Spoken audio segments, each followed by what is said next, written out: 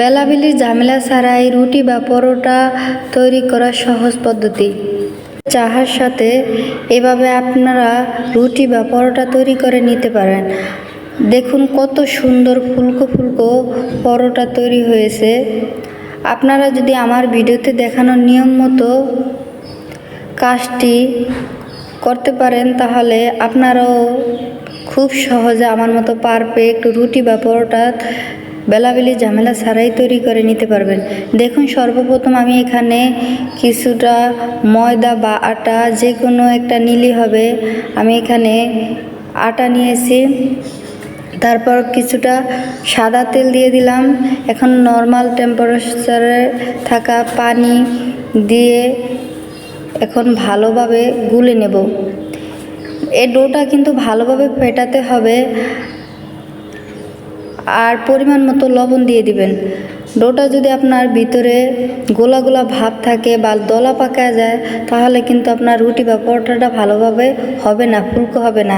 তাই এদিকে লক্ষ্য রাখতে হবে ডোটা ঠিকমতো ফেটানো হয়েছে কিনা। দেখুন আমি কত সুন্দরভাবে ফেটিয়ে নিয়েছি।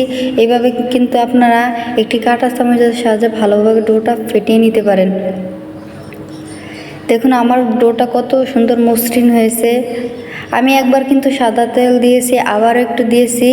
আপনার পরোটার সাথে যদি এভাবে ডোটা গোলার সময় যদি আপনি সাদা তেল এভাবে দিয়ে ডোটা গোলেন তাহলে আপনার পরোটাটা খুবই পারফেক্ট এবং অনেক বেশি ফুলকো হবে।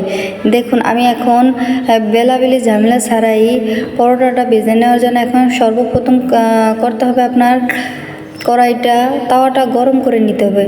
নিয়ে কিছু পরিমাণে তেল দিয়ে তার ভিতরে ডোটা দিয়ে দিবেন।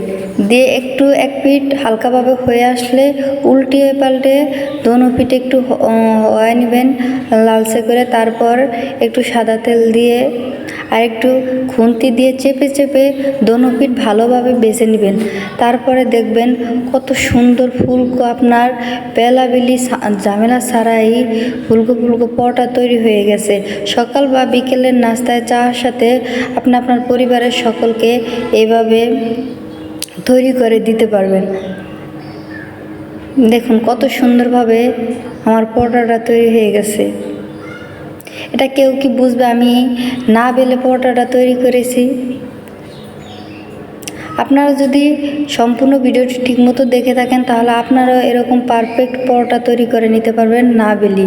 দেখুন চার সাথে কিন্তু এই পরোটাটা খেতে খুবই মজা। কে কে পছন্দ করেন এভাবে পরোটা খেতে? আর আমার ভিডিওগুলো যদি ভালো লাগে তাহলে লাইক কমেন্ট শেয়ার করে আমার চ্যানেলটি সাবস্ক্রাইব করে পাশে থাকবেন।